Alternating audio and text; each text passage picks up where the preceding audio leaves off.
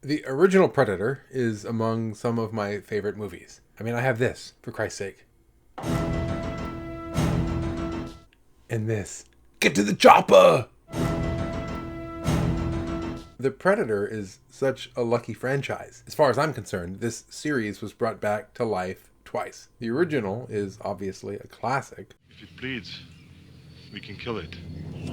Part 2, admittedly, is a step down, but it still manages to be a really good movie. Want some candy? Then the franchise went dormant for over a decade until we got AVP, which was so bad I had to watch it twice to believe how bad it was. Really, I watched this in theaters and was so disgusted that I must have blocked it from my memory. Because later, when I saw it at Blockbuster, I remember thinking, oh, it wasn't that bad. So I rented it, I brought it home, and I watched it. And I can say, yes, it's that bad. And I have no idea how this disaster got a sequel. Both of these movies are so awful. I couldn't even tell you which one was worse. I can't even tell them apart. One of them's in the snow. Another one's in a town. Not that it matters. Everything is so dark, I can't even tell the alien from the Predator. The AVP spin-offs were the first death of the franchise, which makes Predators the franchise's first rebirth. Now, I think this was a step down, even from Predator 2, but it was so refreshing to get the franchise back on course and away from those stupid alien crossovers. Unfortunately, though, the franchise went dormant again until Shane Black gave us this complete train wreck, dumpster fire, appalling excuse for any piece of entertainment. After this, I was sure that the Predator franchise was done for. I could not see it coming back. But then we get Prey. And let me tell you, this is how you revive a dead franchise. I can kill it. First of all, for those of you who don't know, Prey takes place about 300 years ago, and it follows a group of Native American hunters tracking down a mountain lion that's wandered a little too close to their village. The main character, Naru, is among these hunters. She's the rebellious woman who doesn't want to just stay in the village with the rest of the women. While they're out, strange things start to happen. They see weird flying lights in the sky. They hear sounds in the forest, and these 3 red dots starts killing them. But before they realize exactly what is going on, we're introduced to a group of these European explorers who are also on a hunt. Only they're not after mountain lions. They're tracking down the Predator, and it's through these explorers that Naru and her tribe start to piece together what's going on. So these Europeans are there for some exposition, but mostly they're just there to play the part of the evil white man. They capture Naru and her brother. They leave them out for bait to lure the Predator in so they could kill it. Of course, their plan backfires, and they all get killed. Oh non, non, non, non, non, non, qu'est-ce qui se passe? Qu'est-ce qui arrive? And I don't think I'm spoiling anything here. The rest of Naru's hunting party is also killed. So it's up to her to take out the Predator herself. And that's the movie in a nutshell. If it sounds basic, that's because it is. This is just such a simple, to the point movie, which is exactly what it needs to be. And because it's a prequel, it's allowed to be exactly what it needs to be. It doesn't have to answer to anything else that the franchise has done, including this. And because it's set 300 years ago, there's no modern technology to get in the way, which really grounds the movie in what I felt to be the whole point of the franchise in the first place. In the original, all these huge men couldn't take out the Predator, not even with all their modern weapons. It wasn't until Dutch abandoned technology and started using his environment that he was able to even confront the Predator. So setting the Predator up against this group of Native Americans who already live so close to nature and their environment, it just seemed like such a natural progression. Not to mention, it gives Billy so much backstory. It made me think that maybe Naru is one of his ancestors, and her battle with the Predator has gone on to become a legend in his tribe and his family. Maybe he secretly knew what was hunting them from the stories that were passed down from generations before. Maybe he wanted to fight the Predator one-on-one to prove himself to his ancestors.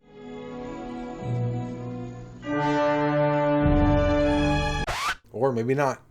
I don't know. I just like that this movie opened the door to those ideas. Now, before I go on, I want to remind you that if you like my content and you want to support me, you can use the link in the description below to buy me a cup of coffee, because long hours of writing and recording and editing is made so much easier with a hot cup of caffeine. Or if you'd prefer to support me in the classroom, I've also included a link to my Amazon wishlist.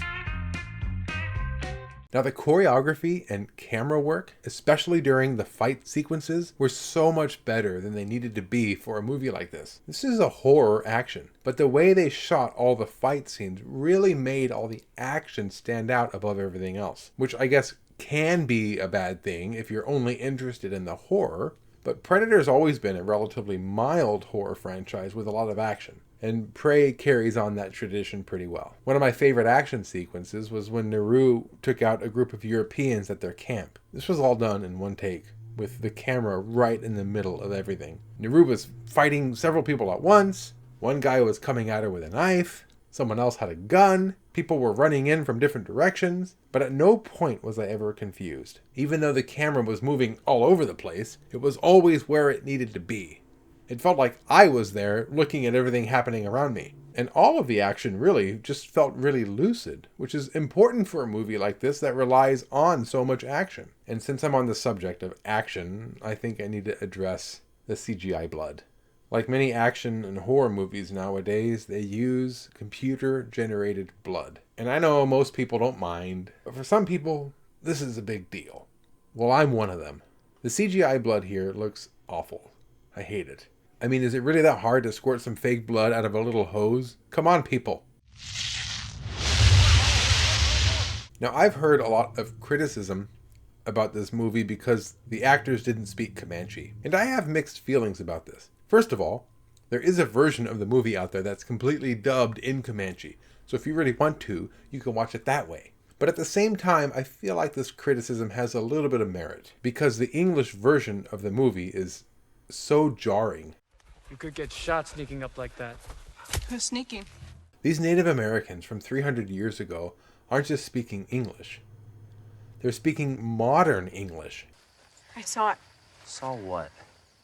I saw what left those tracks. You saw a monster from a children's story? Which ruins the immersion. I mean, if this movie was just playing in the background and all you can hear was the dialogue, you'd think the movie took place today. So even though there is a Comanche version available, it would have been nice if the English version was a little more authentic to its time. This movie also gets a lot of hate because people think it's too woke for having a woman hero, and I feel like this is mostly a stupid complaint. People were upset saying that, a woman can never be strong enough to fight a predator, which is stupid because it's already been established that strength has nothing to do with being able to take out a predator. Just like Dutch found out in the original, it's not about fighting harder, but smarter, and using your environment to your advantage, which I think Naru did really well. What bothers me about Naru is everyone in her entire village was against her for no other reason than being a woman. Why do you want to hunt? Because you all think that I can't. Her mother, her friends, all the other hunters. Who invited you? We won't be gone long enough to need a cook. They just wanted her to stay put and do what women were expected to do. Really, the only person who believed in her was her brother, but he didn't confess that until way later.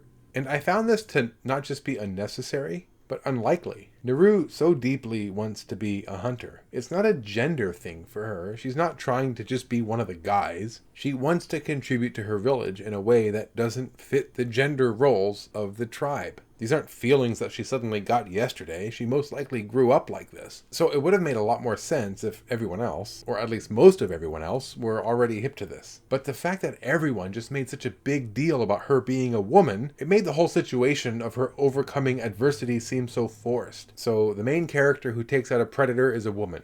Cool. But the main character who takes out the predator is a woman who also had to overcome discrimination and animosity from everyone in her community. That's too much. And the last thing I wanted to say about this movie was something that I thought of after watching it a second time. I think I would have enjoyed this more if we shifted the focus away from the Native Americans and made them more the side characters. The way the movie plays out is we basically follow Naru and her people for almost the entire movie. We learn about, where they live, how they live. We get an intimate look at everybody's relationship with one another, for better or for worse. Eventually, we meet the explorers for a moment until they all die. Then we come back to Nauru for the finale. I think the movie would have been a lot better if we started out following the explorers. We can spend some time getting to know, this gritty, barbaric group of people. They'd be out pillaging the land, and because of their guns and advanced technology, the Native Americans in the area aren't really a match for them. So they pretty much get away with doing whatever they want. That is, until they come across the Predator. And it would have been a great twist to have almost all of our main characters die, with the last ones having to turn to the local natives for help. And that's where we could have met Nauru and her hunting party. I think if the movie had taken this perspective, it would have made the Native American presence seem so much more mysterious, which I think would have been a lot cooler. And I also think it would have made Nauru's defeat of the Predator a lot more significant. She really could have been the underdog who rose to the occasion to take out the ultimate hunter. But since the whole movie was about her, it was just expected that she would be the one. But I don't know how that shift in perspective would have been received. I know a lot of praise about this movie came from the fact that it portrayed Native Americans so well. So taking the focus away from them might rub some people the wrong way. So whatever, I'll take what I can get. And what I got was a good movie. It wasn't perfect, but it brought the Predator franchise back. If it bleeds, We can kill it.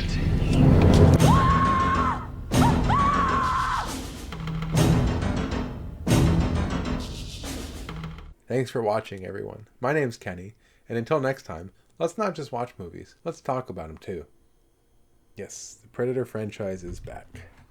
Let's do more prequels. Ancient Romans. Predator versus caveman. Too bad about Kenny, huh? Life in the big city.